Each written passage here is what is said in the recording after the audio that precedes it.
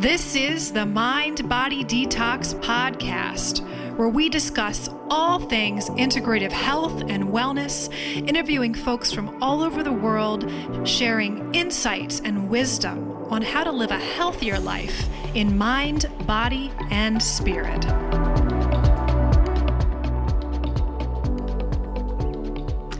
Welcome back to the Mind Body Detox Podcast. I'm your host, integrative intuitive medium, Kara Lovehart, and we have our guest, Allie Kokert, holistic psychotherapist, back with us today. So we're very excited because the last episode we had was very popular. We talked about trauma and healing from burnout, and that was two episodes that was so great. People had such a great response from that. So thank you everyone for your feedback on that. But today we decided that we were going to have Allie come back. And her and I have been chatting about this topic that seems to be coming up a lot for a lot of community members, people who speak to me about the challenges related around spiritual or religious trauma. So we want to just give you guys a fair warning today that this episode is definitely potentially triggering for a lot of you out there or for people who may be in your vicinity listening. So just be mindful and aware that the topic we're going to talk about will involve religious or spiritual trauma and situations or topics around that particular idea. So Allie, I would love to see if you have anything else you want to share at all about that, a trigger warning at all. I know that this is something that we both feel very passionate about talking about. But is there anything else you want to share before we go into some of the questions and our focus for today? No, we'll be touching on some deeper, tougher topics, and the fact that many of us have had religious or spiritual trauma or experienced spiritual abuse. Just to be sensitive to your own reactions.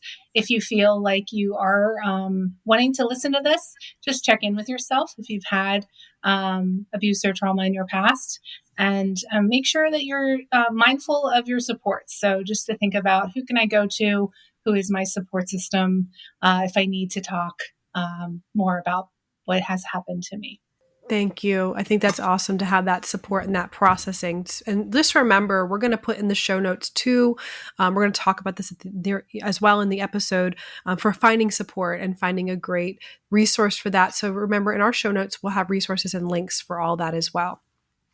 So let's get down to it. I feel like this is the perfect time to talk about this. At the time of this episode launch, we're having a lot of intense fall energy. We're having a lot of transformation. We're having a lot of astrological weather that's affecting us and bringing up stuff.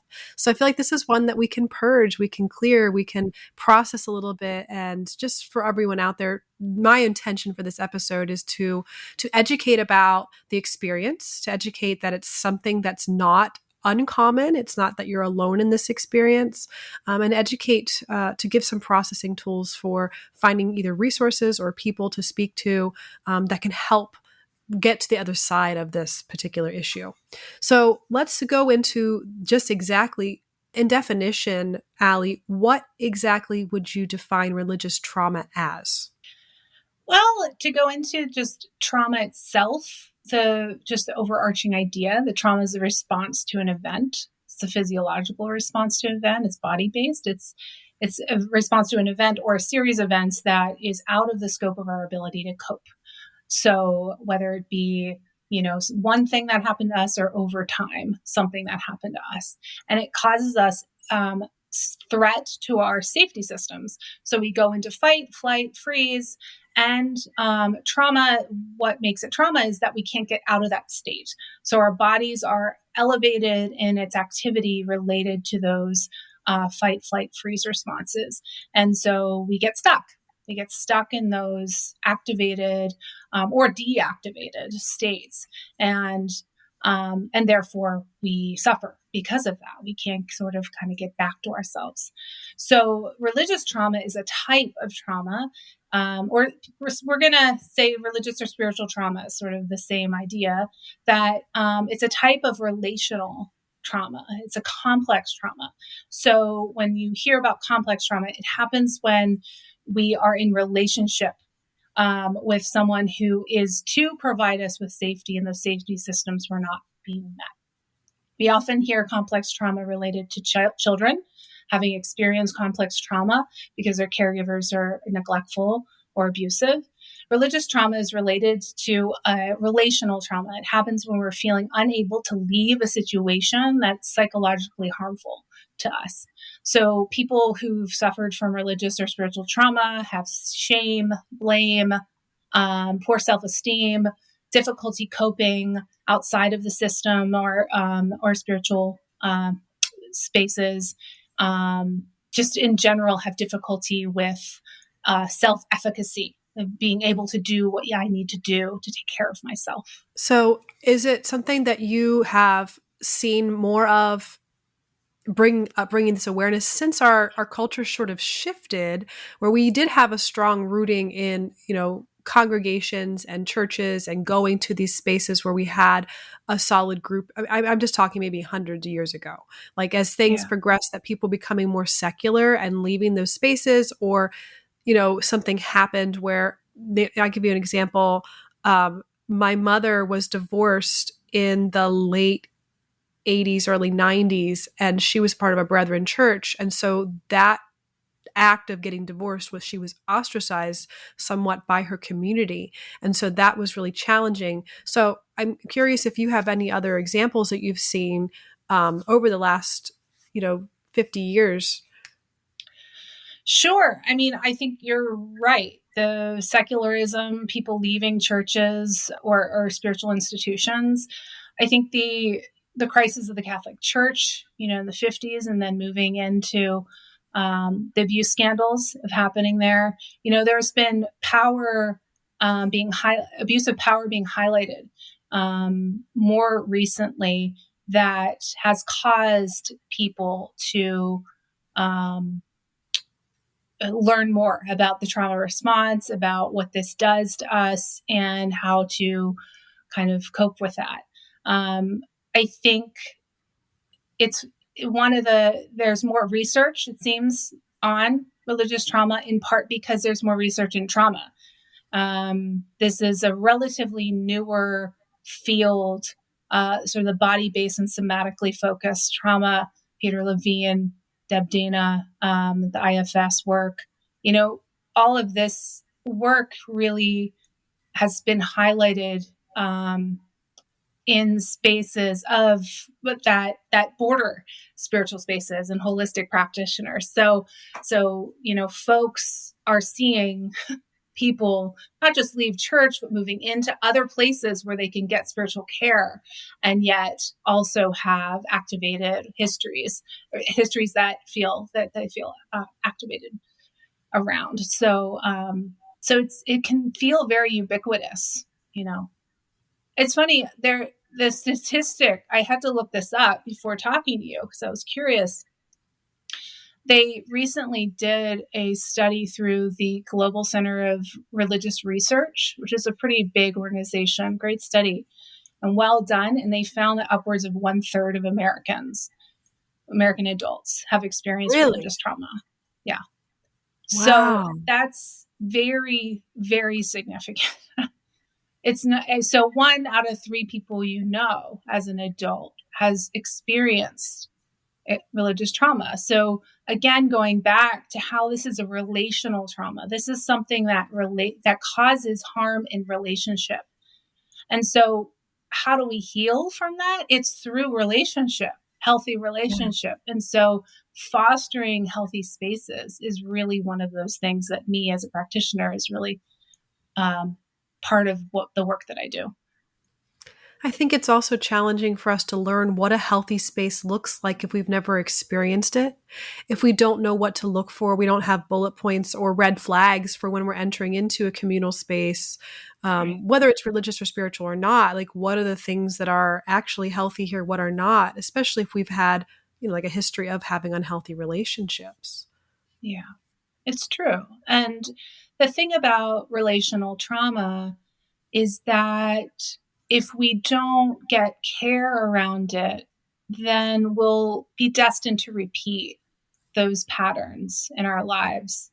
So if we've been hurt or harmed in this system, we'll inadvertently find ourselves in another system that's hurting and harming us.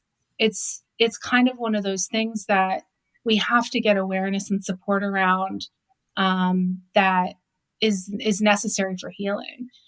Other organizations, holistic ones, yoga communities, they can have power differentials that are harmful and that don't give space towards a trauma informed approach or healthy care.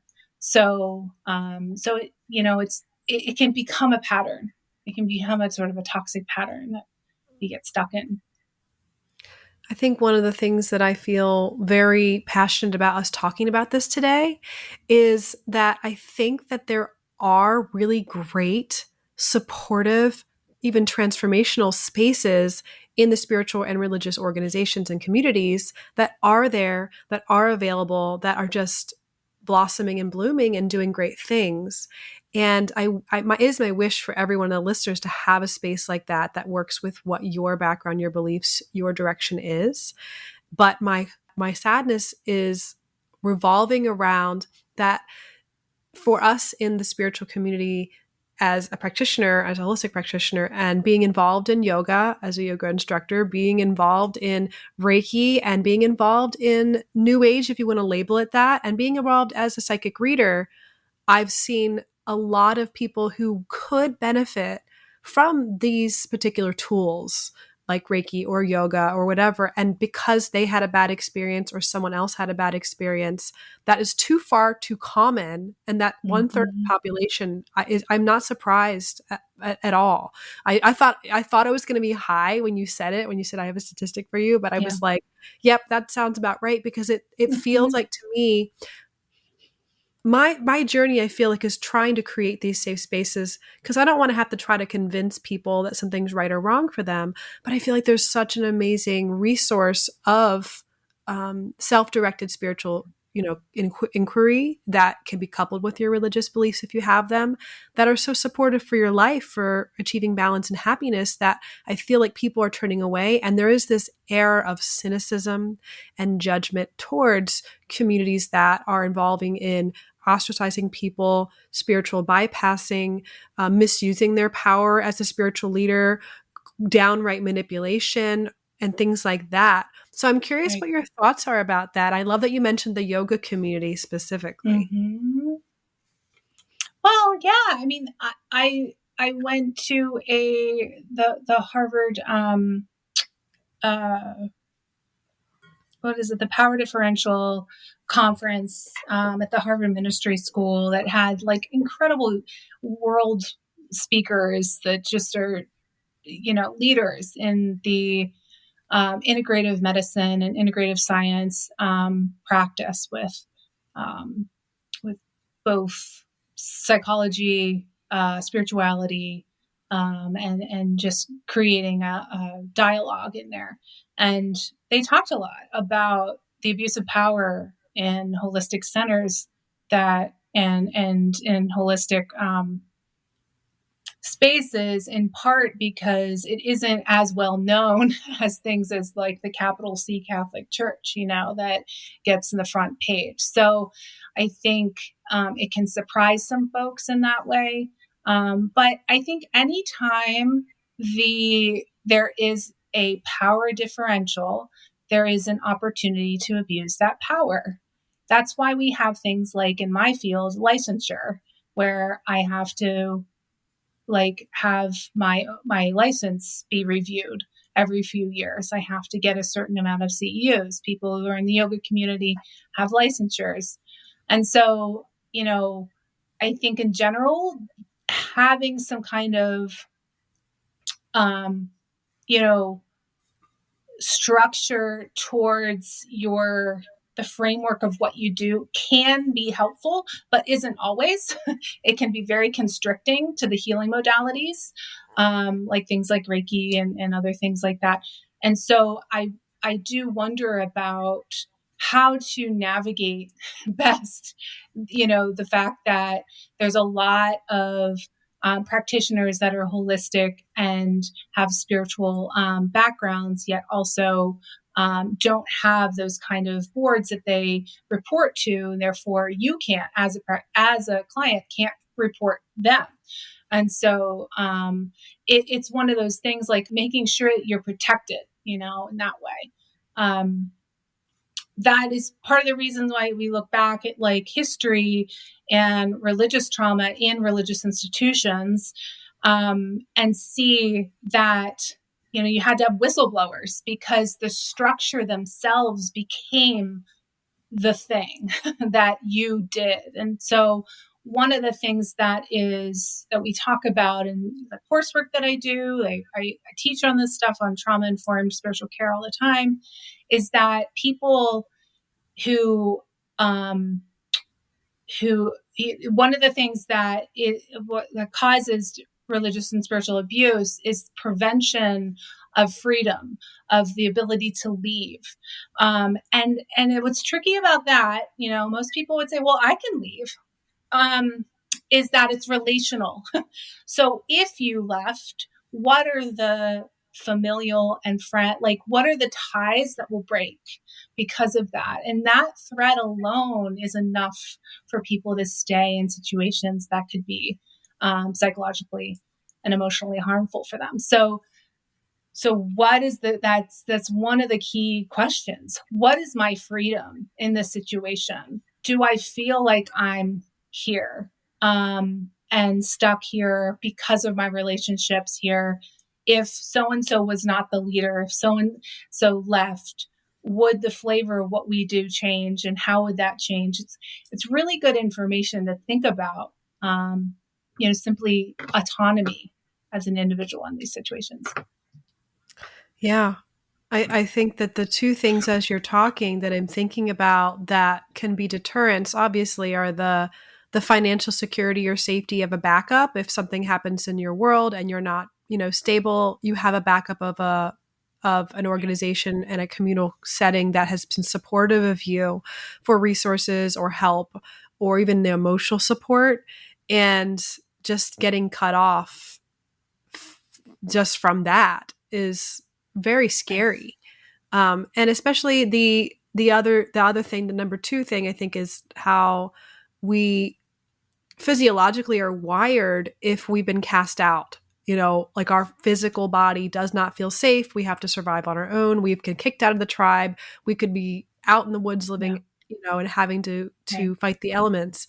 And I think that's physiologically something we have a hard time, even if we're very aware and very self-aware and think about these things, like that still is a physiological response of fear and survival. If I'm cast out and say this group of people speaks out against me or affects me getting another job or or something that relates to your physical survival. And I think for my journey specifically, I've had to work with, being open as a psychic reader and an intuitive professional in a conservative area where we had some physical threats. Like in this day and age, I wouldn't think that, but we had some situations that were really terrifying. And, thank God I wasn't part of a group that I had to leave and that was cast out. I had an experience.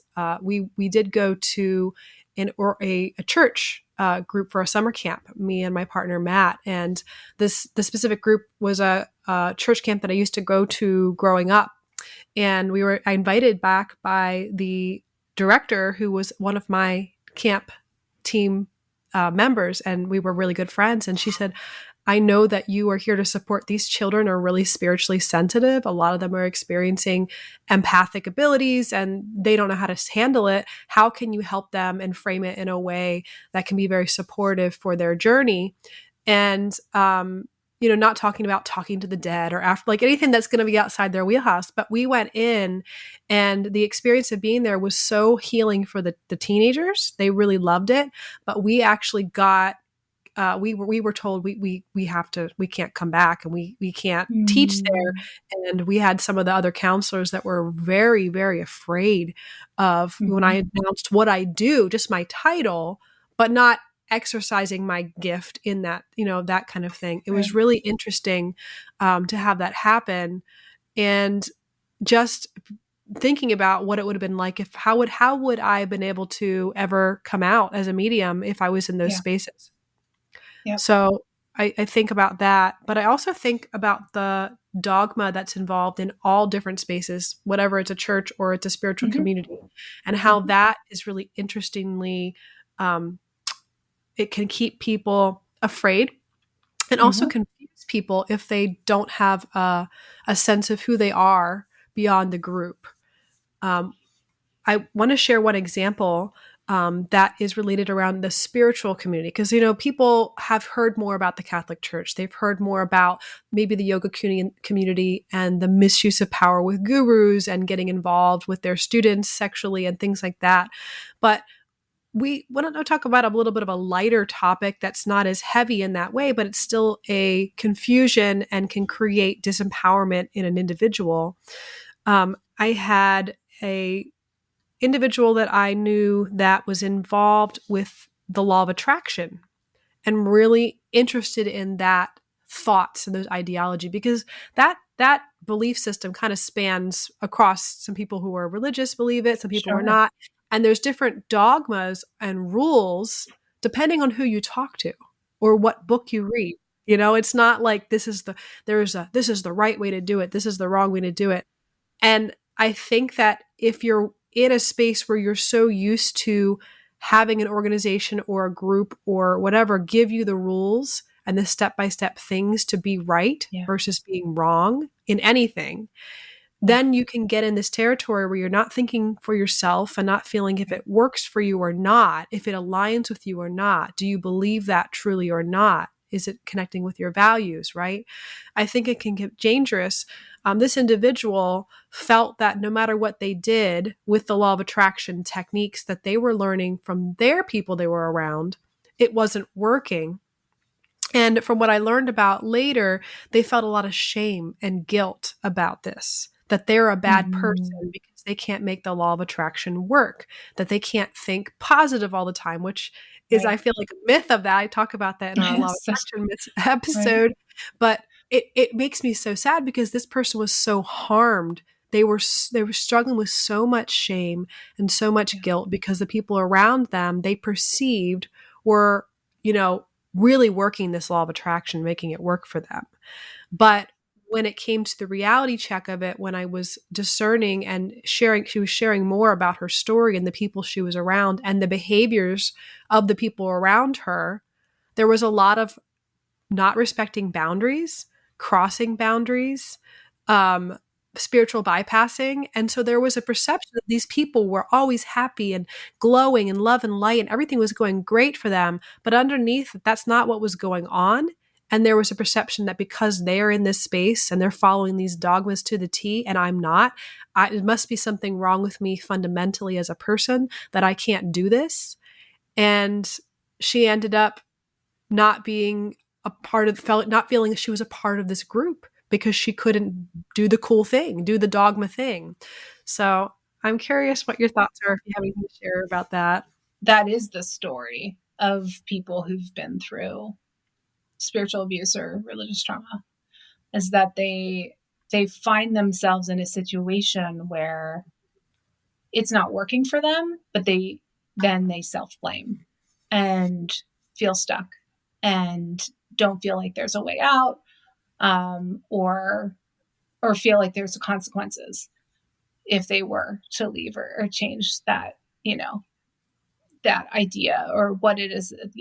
I'm thinking about the LGBTQ community, and just being really rejected for millennia by church, and that you had to be a certain way.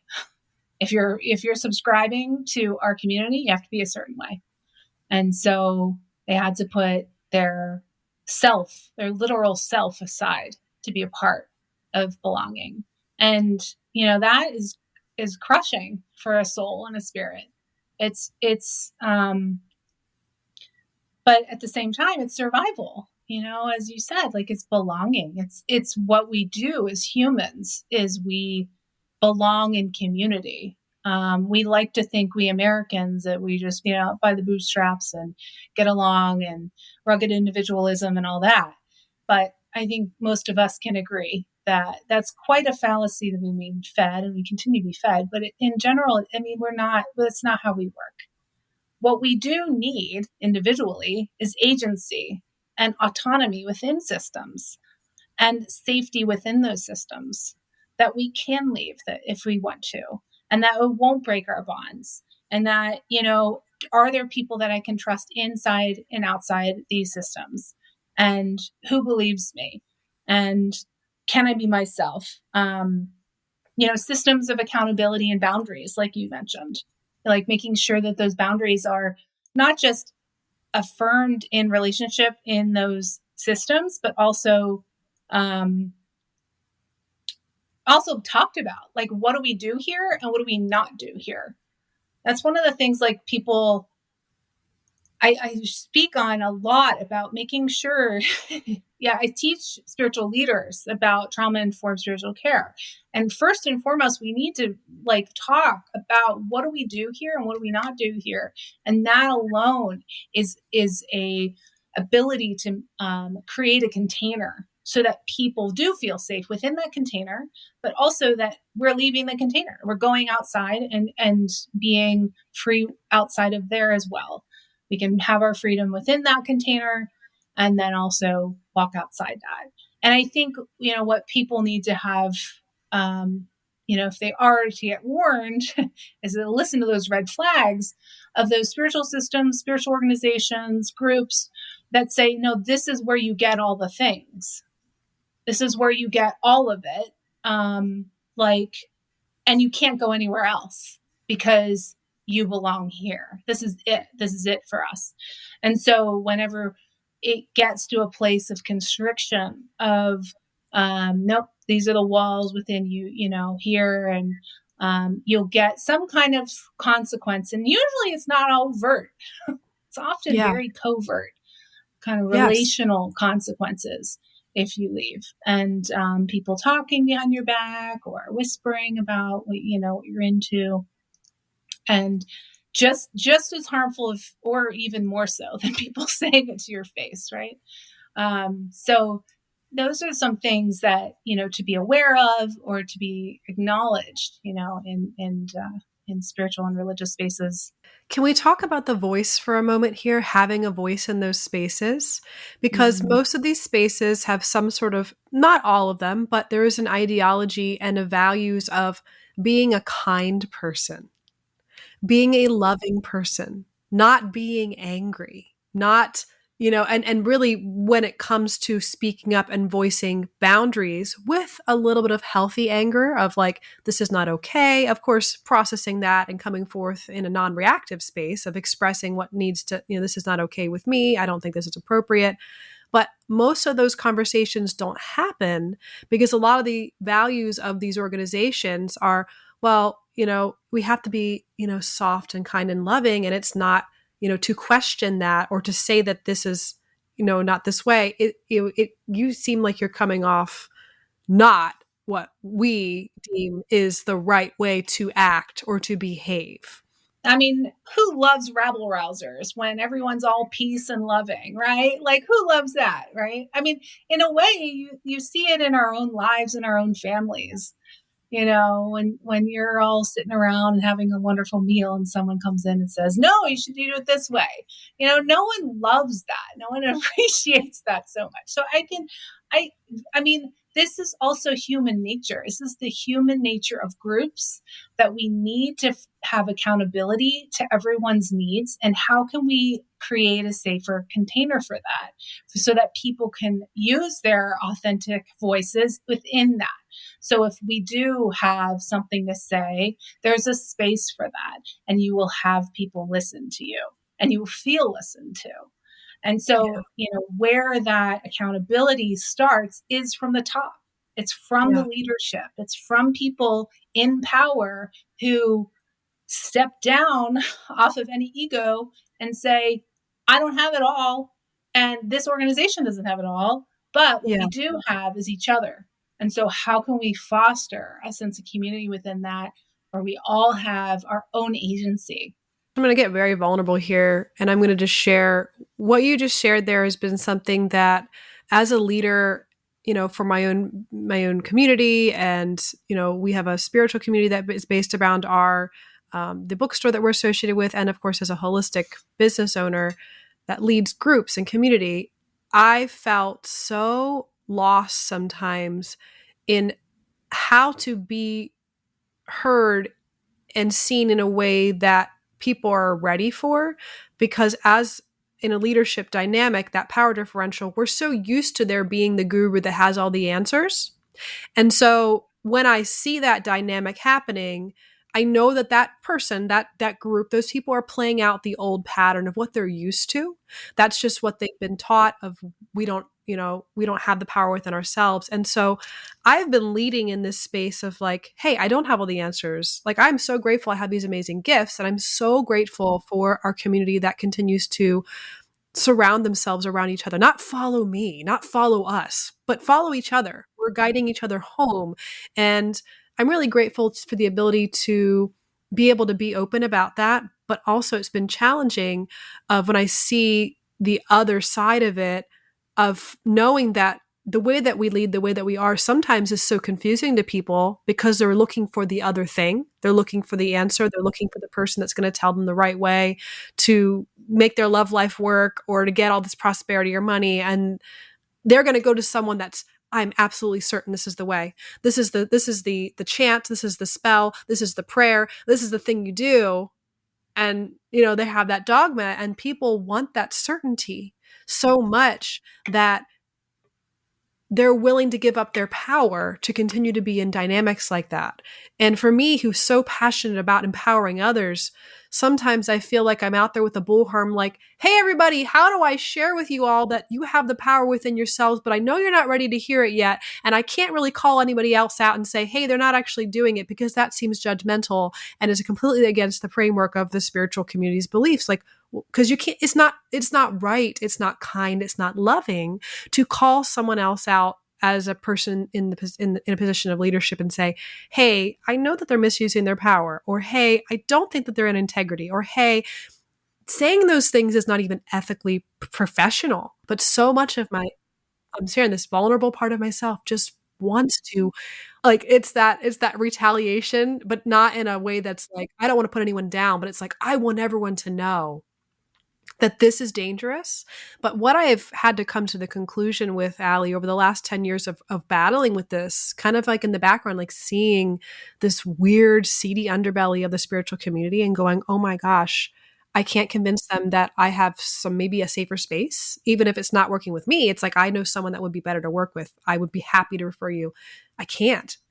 My part of that 10-year cycle is to let go and know that you can't do anything to help people learn their lessons if their lesson is to learn discernment through going through a challenging, potentially spiritual traumatic experience.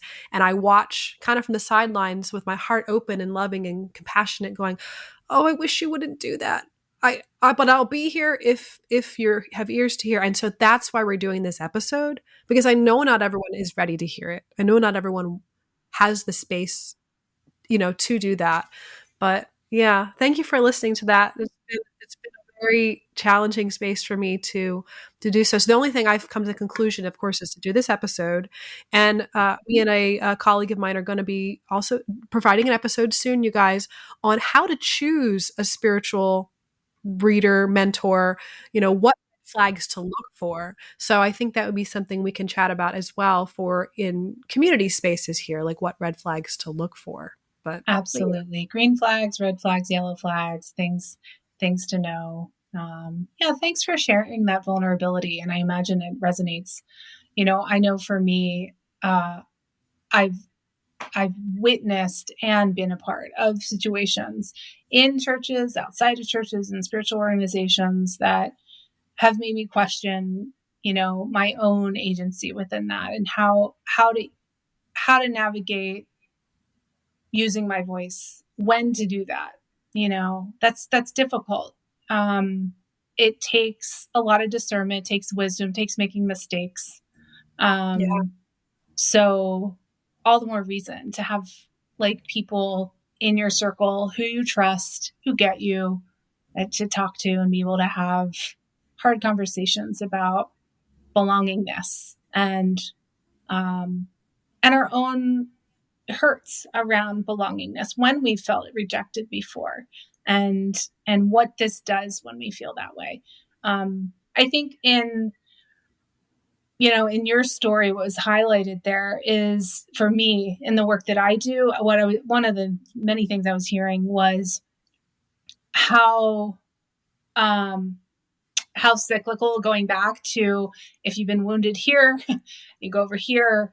If we don't do the inner work, we'll continue to repeat the pattern. And one of the things that people who are safety seeking, who've been through trauma, and who have activated nervous systems, they do black white thinking. We look for places where there's definite answers, there's no gray area, I know exactly what to expect, and there's no change. And you can only understand like why that is so effective. That's so effective. It makes us feel like, okay, someone's got me. And that is core human need. Okay, this is human physiological need based on, like, when we were infants, we need that safety. We need to feel held and understood, and belonged in a connected, belonging relationship. And so if we find ourselves in situations where we're putting our agency on the shelf, we're saying, no, I don't want a voice at all. This is a place where someone else is doing that hard work for me. You can see why, because if you've had a pattern of that in your life, that's the only way to know how to do it. And it feels very threatening to be like, oh, there's other places where I can move and thrive. But my hope is that more discussion and understanding of what trauma does to us individually and collectively, then we'll continue to understand and see it for what it is. Because it's not like a death sentence. It isn't. Everyone has had trauma on some level, big T, little t. We all have. And so, to move into a place of openness to experience requires us to all be on the same page. Like, okay, compassion, we put our feet on the ground, let's move through this together, let's get the supports we need, and we can move through it together. Yeah, I think about building discernment and your own personal boundaries through that process of going Yeah. through and, discerning what's best for you from now on, but also that hypervigilance you shared about the black and white thinking. I Right. love that you shared that because I think that's something that is a physiological response. Part of my passion is, of course, I think if all of you know, is like, how do we downregulate the nervous system when we're hypersensitized? And a lot of it is because of trauma. And there is no Right. possible way, no matter how many PhDs you have, no matter how intelligent you are, to think more on a gray scale in a holistic mindset view of how to problem solve and find the answers that are outside of this box that your black and white thinking is, when it's like the lower parts of the brain are just activated for survival. And that's what the brain does. It has nothing to do with, like, that's where I Right. felt like a lot of people I'd connected with had shared that they had shame around that they can't overcome this reaction. And this is where the somatic therapies come in, talking Right. and having counseling specifically with a traumatic based therapist that can really support that journey. And I think that's really empowering because it is, we all have had those experiences, little t, big T, like you said. So what do people do then? Like, where do they go if they are recognizing, hey, I think I've never recognized that maybe I've had a spiritual trauma? Or actually, we should back up here. Let's talk about some symptoms or signs that people might relate to, like, oh wow, I didn't recognize. It's not like, I was sexually abused by some guru. Like, that's a big, Mm-hmm. big story, big thing. And also, I know you probably may agree with this, but um, when we talk about, when I just said this is big and I use that label, big or small, like that is really just according to our collective observation of what we think is Yeah. more worse or better. But some things that seem small to some other people are actually really, really big to. So I think that there's no really way to put a scale of what's big or small when it comes to our experiences. They're Right. all valid. So Absolutely. Yeah, that's a really good. I know what you mean. Sometimes using that language can feel, minimizing Yes, like people's mine's experiences, not as but bad as that, but it really yeah, is. So I no, want to share that. no, not at all. And I think that's one of the key factors of people who've experienced religious or spiritual trauma or abuse, is that they self blame. It's like my problem, and I'm the one, and it can be very isolating because of that. Even if you haven't left the organization or system, to feel something different can be very isolating. The opposite of what happens sometimes is people get so upset about a particular circumstance, about a church organization, right? And we have this a Right. lot that people come into the spiritual bookstore that they are so mad and they're Right. anti-religion or they're anti Yep. this particular sect. And we understand why, like it's Right. really, painful. But a lot of times what I see is when they start entering into this alternative spiritual community that they feel is different and new, and there is this hope that it's going to be better. It's kind of like the island of misfit toys gathers together. Like we've all been hurt by religion, so now we're Yeah. coming to spiritual journeys of whatever it looks like, meditation, crystals, whatever. It's the same people. It's the Yeah. same. We're all human. We're going to have the same Right. types of characters that show up in these Right. different settings. You have the misuse of Right. power. You have the spiritual bypassing. You have the person that's always giving and giving and giving, the overextending clergy, Right. the Right. takers. You have the people that are hyper, like this is the only the right way. And they're very Yep. dogmatic about, they read this text. It's the same, Yeah. not spiritual belief and being in that, self-directed path. If you get involved in a community, there's absolutely the aspects and reality of it potentially being the same if you haven't healed, like you said, the relational issues foundationally, to know how to show up and have boundaries to speak up and to know how to allow yourself the discernment to be in a group that is healthy. Yep. Yep. Absolutely. And one would hope that for someone who's gone through, religious trauma in a church or in a spiritual organization, then move to the holistic community, that they do some work in between or during that process so that they understand, like, let's expand our ability to connect in a different way.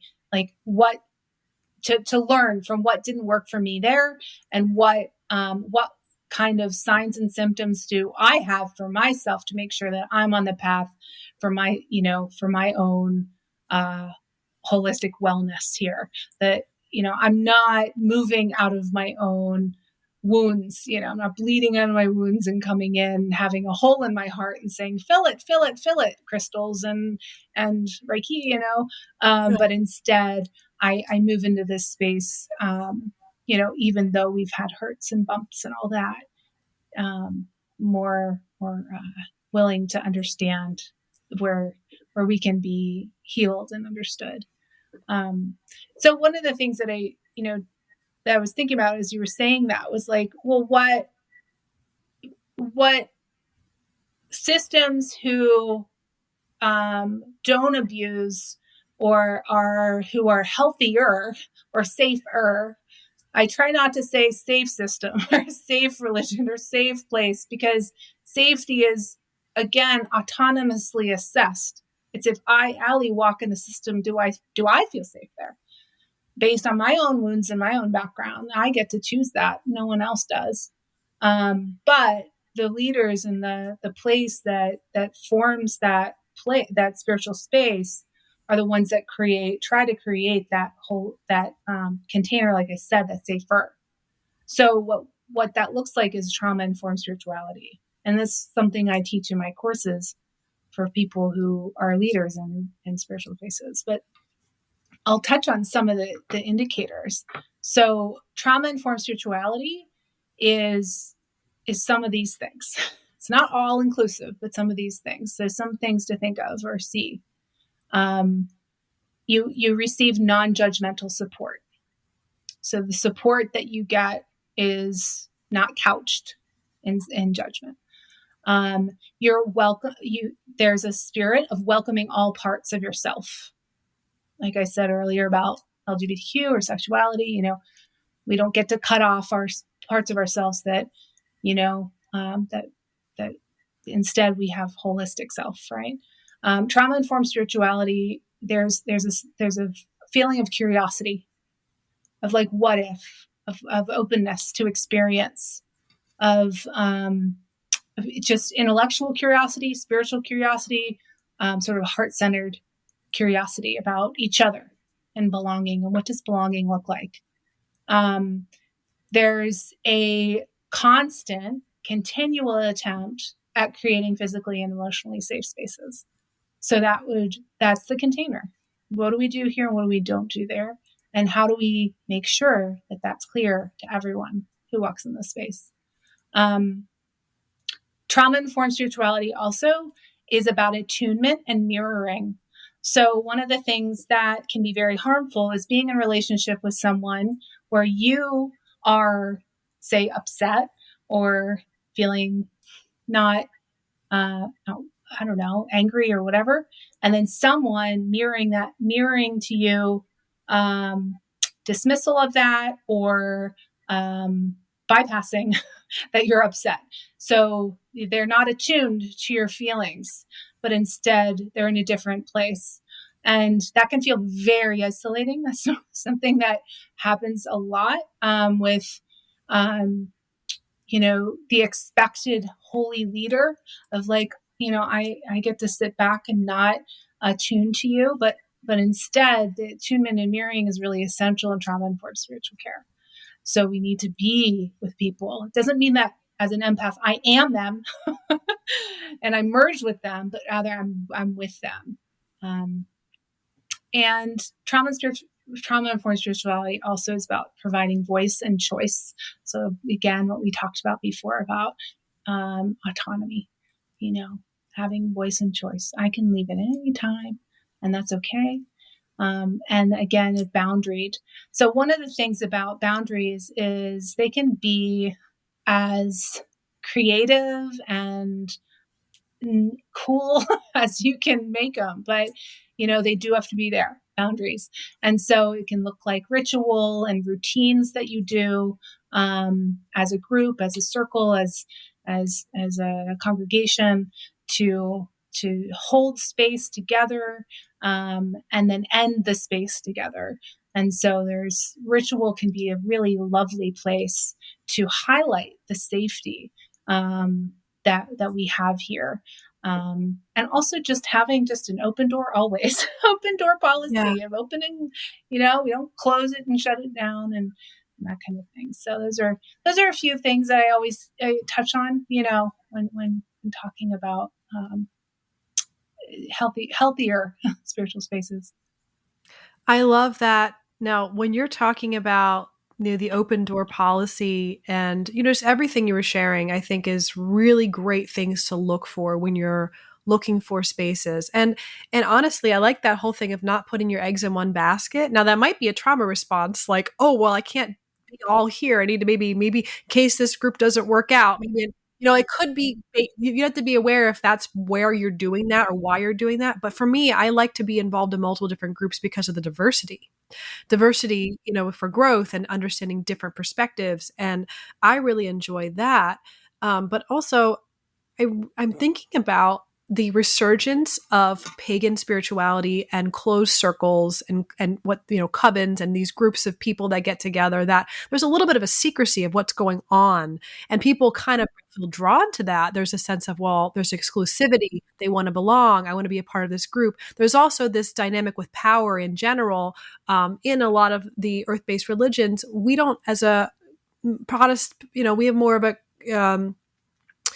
our religious view as a culture doesn't really have that earth-based religion background. So there's a lot of mystery around it. There's a lot of fear around it, right? Because there's not understanding of what it is. And I think that that's something that's caused not only a lot more fear with the resurgence of witchcraft and things like that, but also potential for misuse of power because of it being closed. People don't know what to expect. They don't know what's normal in those group spaces.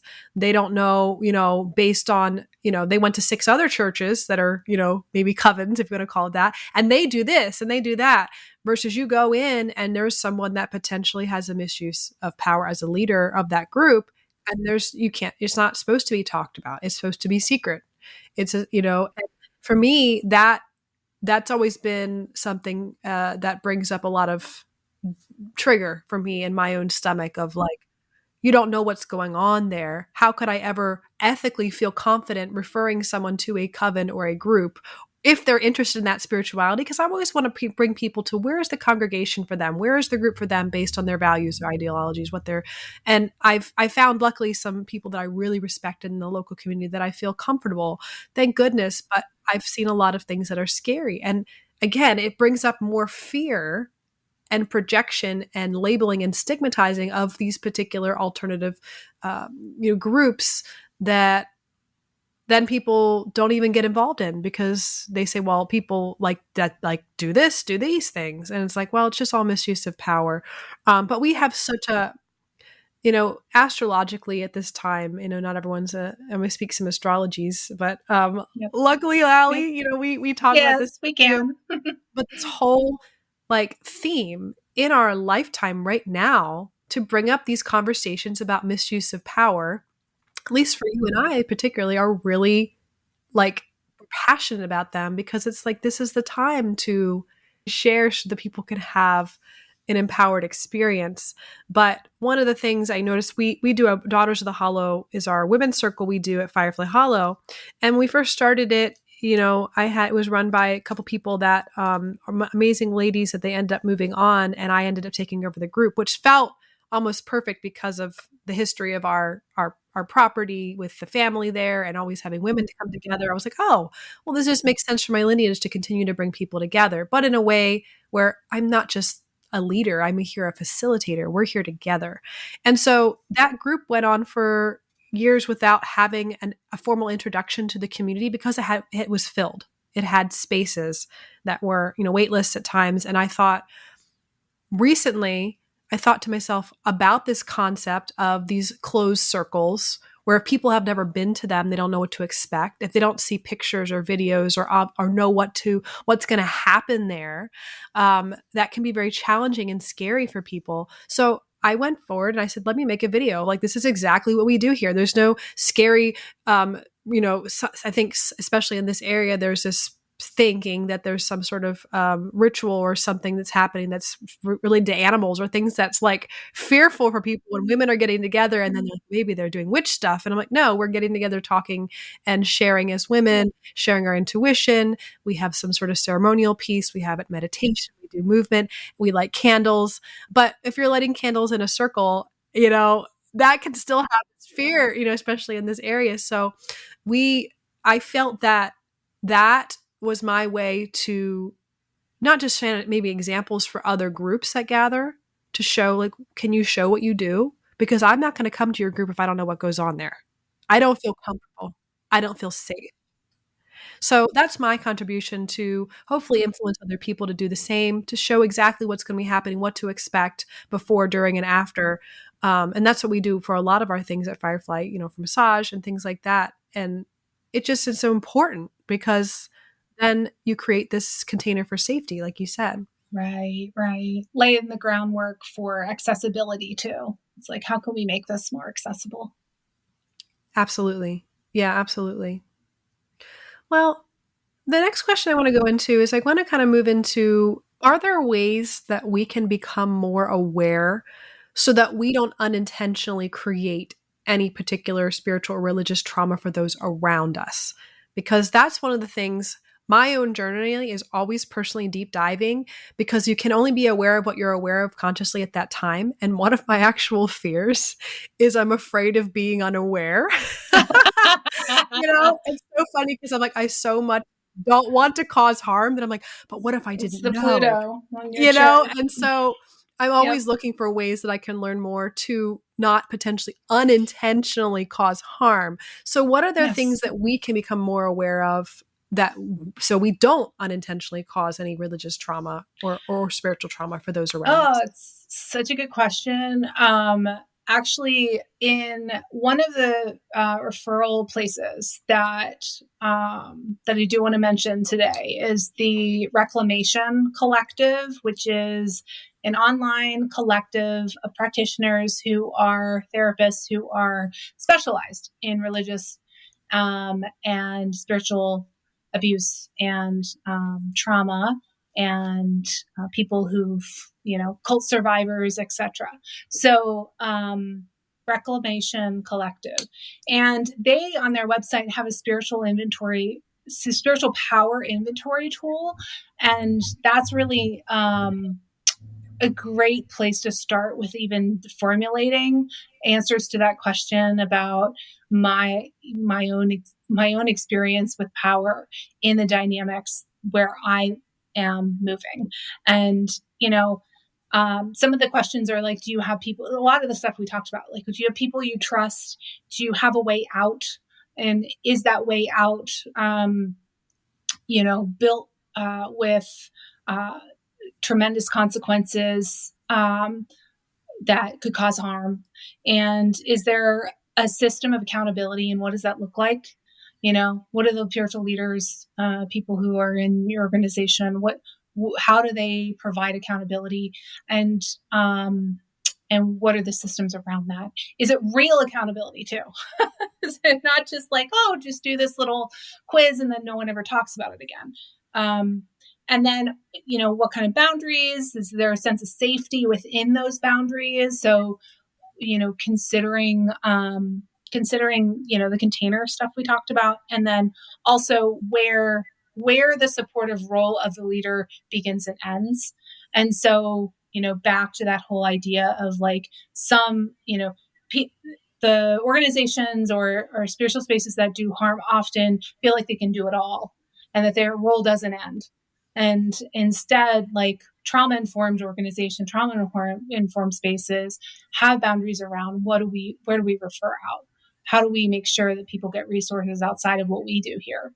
So, so those are some, things to be mindful of.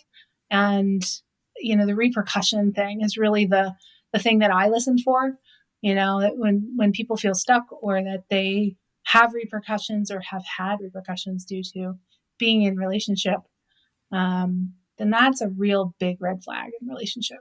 I think that the awareness around these spaces will also grow as we become more Yeah. aware and self-aware of what we need. And it's like, I love all these lists that we can get and these resources we can get, but there's so much information out there, right? That sometimes we're like, I don't remember what that was. I can go back and reference it, but it may not make sense to Yeah. you. That's why I'm always studying my own self. I'm, looking at more things, like even like the astrological component, we talk about that. And I Right. go back and look at something different in a different way. I'm like, wow, now that's different. I didn't look at it like that before. And Yeah. now, we could go back and look at the Reclamation Collective's list and be like, wait, okay, now I see how this is actually applying in this circumstance. I just didn't think of it and associate it in that way.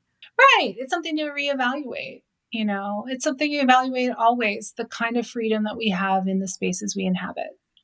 Yeah. And it's not just individual freedom, going back to like, it's group freedom too. It's collective freedom. Yeah. We see the consequences of the lack of that in what we're dealing with collectively right now in the Yeah. world. So like how it comes from the ground up in reflection on your own self and your own movement within these systems and these places that we inhabit. All of us have consequence. All of us are consequential. We all have a Yeah. voice. Yeah. What is trauma bonding? Trauma bonding is sort of what we were talking about before, about having that hole that's not filled, like being wounded in one relationship and then moving into another and having sort of this hole that needs to be filled. And so seeking, like that sort of idea of like seeking wholeness outside of oneself. When we're abused, as humans, we seek abusive patterns in a relationship as a result, and patterns that don't do us well. They're safety systems. When we've been in an abusive relationship, we know what to expect. And it's maddening for those of us who see that. Say we have a friend who has a relationship with someone who's really not like a very toxic relationship, and like it's maddening for us who love that person and say, why don't you leave, that kind of thing. We see that all the time with women especially. So it's, spiritual and religious trauma is just a little bit of a widening viewpoint of that, of like, if I don't get my needs and safety systems met here, and belonging and love and connection here, then I'm going to seek that elsewhere, and I'm going to get that elsewhere. And so we need to make sure that we move in healthier and safer and trauma informed spaces so that we're able to get those needs met. It's nothing wrong with having had trauma and having had relational trauma in the past and seeking places of safety. There's nothing wrong with that. We just have to be mindful of how about we do that in a way that makes sure that we are getting our full needs met. And that includes, knowing that we are whole, regardless of what has happened to us. We're already whole. We may feel broken, but we're whole. What about the concept of if we do connect with someone new that has also experienced similar trauma to us, and surrounding ourselves with maybe people that we say, well, they've been through this, so they're safe. As a person, we connect on that level of like, oh, we relate. We've been through this. We all, so the example of the spiritual community, more than a third of these particular people, I believe, I don't have any hard data on it, but it feels like more than half have had a bad experience in an organization. That's why they come to the alternative spirituality. And there does become a, oh, you too, or they did that to you too. And it becomes a us versus them thing of, holding on and like, well, we're all in this together because and sometimes there comes almost like a self-righteousness too. And I'm just going to speak out for those who are, really very spiritual. It does feel like sometimes that because the spiritual path is more open and less dogmatic, if you're really walking it in a not following one particular belief system, it feels more loving. In what love to me, what I define love to be, is acceptance. Radical acceptance of all that is. And a lot of the organizations outside of this broad spectrum spirituality don't adhere to that. There is more of a this is not right, this is right, this is wrong. And I just kind of am saying to the spiritual community to just be mindful if you have gone into this path and it feels like it's the better path. Not maybe for you, it's the better path. Like for me, this is the better path for me. This is for me, but it's not better than anything else that's out there. Cause that to me is still a polarized thinking, us versus them, a judgmental viewpoint, which is exactly the thing that a lot of us tried to get out of.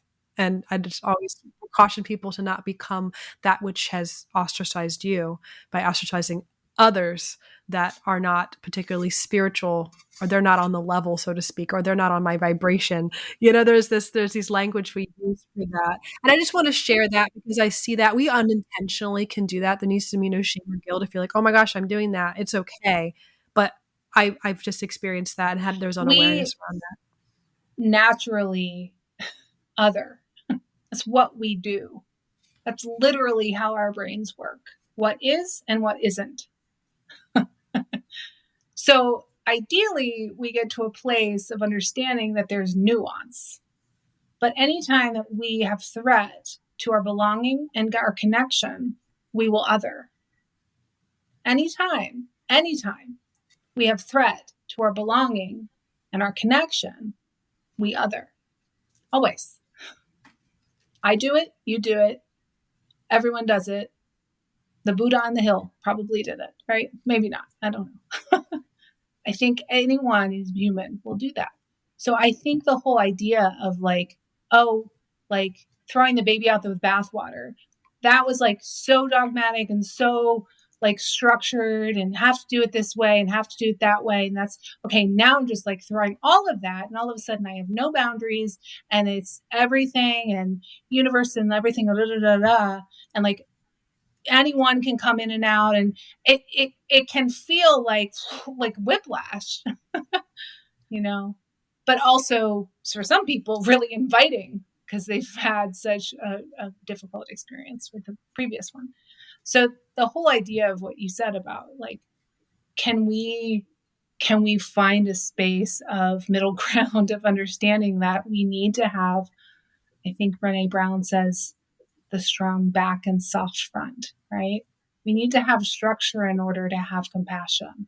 We have to have our spine. We have to have access to equanimity, to justice, to rootedness in order for love to grow, for thriving to happen. If most of us live opposite, we live shielded in our front and we have very little spine. Burnout does that to us. Trauma does that to us. We're shielded from our front, our heart center, our belly, and therefore, our spine is just a noodle. So ideally, a safer spiritual space would provide, again, the autonomy of having a spine, of understanding what equanimity means, of your own justice center, as well as openness to experience. Like, there's lots of iterations of what this could look like, and this isn't the only one, and that's okay, and that real genuine compassion for the other. Thank you for that. Those are good pearls, Allie. Yeah. Really good pearls. Let's move into a space of talking about some resources that we can provide for people, and maybe any tips for them to begin to get the support that they need if they've experienced this, or know anyone else that's experiencing this.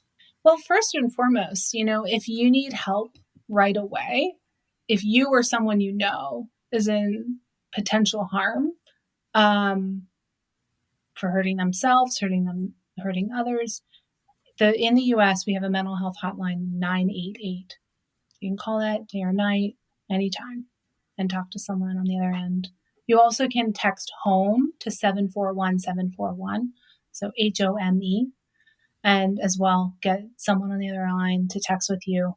Again, mental health hotline. So if you're feeling very overwhelmed, like you can't cope, you need someone to talk to. Or even if you wonder if that would help, call it anyway.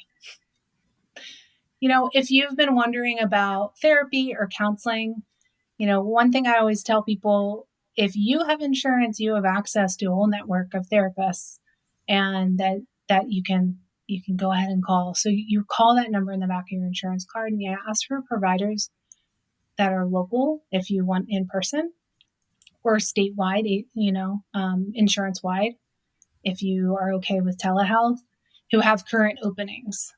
So if you ask them specifically for that, and then you call them, ask that provider if they have current openings. If they don't, do they have a waiting list, and get on that list immediately.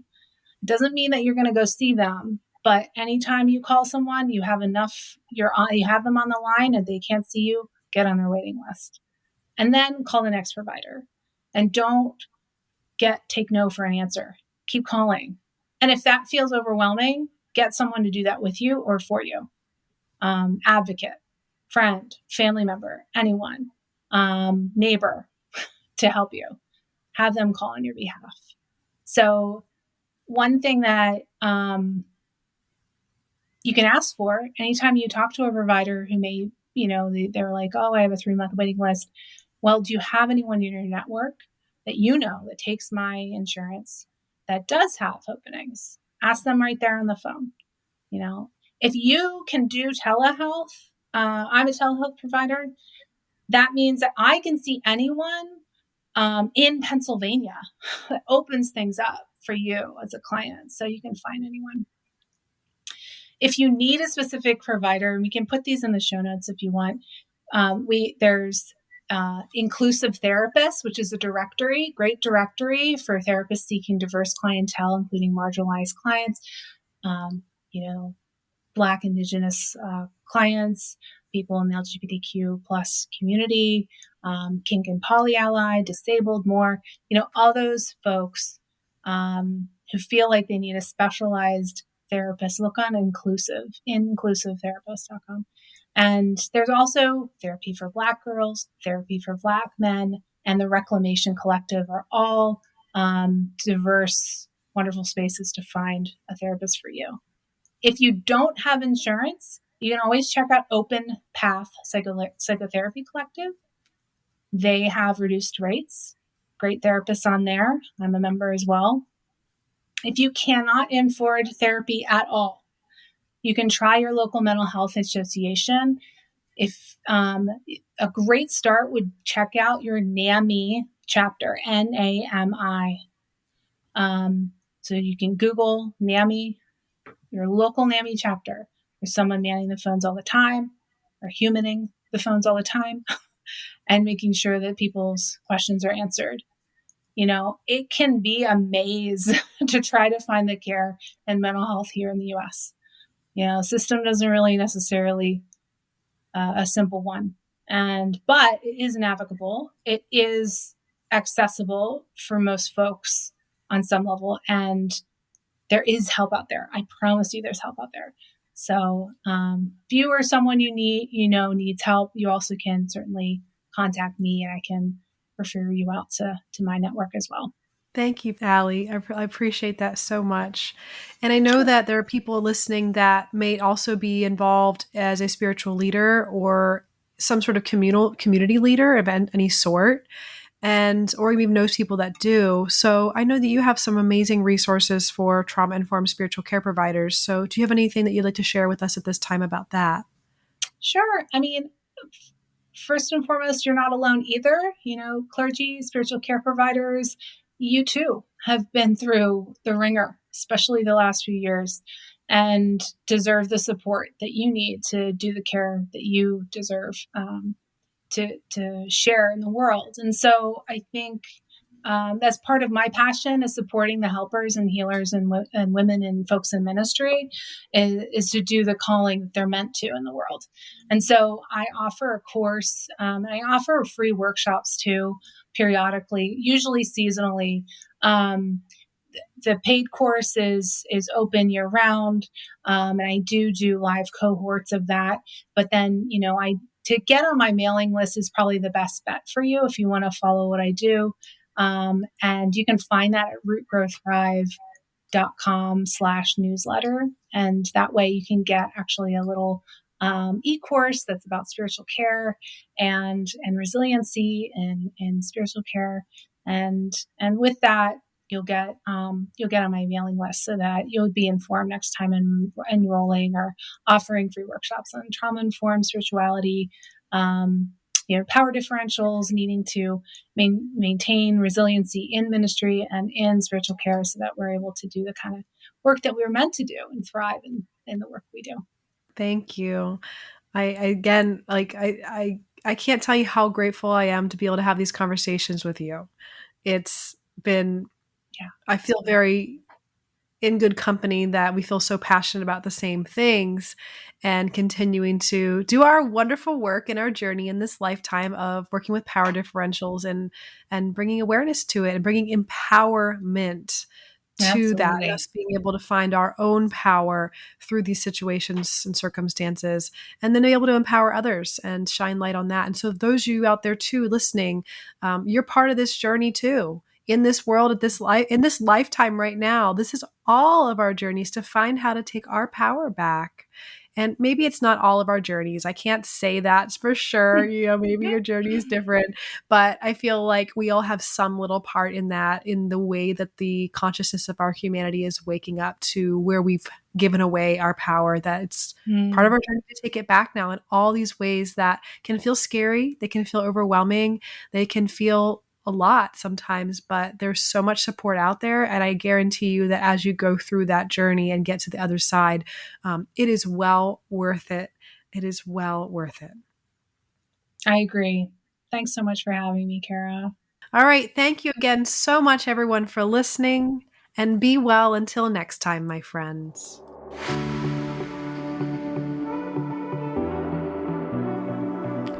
Thank you for listening to the Mind Body Detox podcast. We wish you wellness and health in your mind, body, and spirit. And be well until next time, my friends.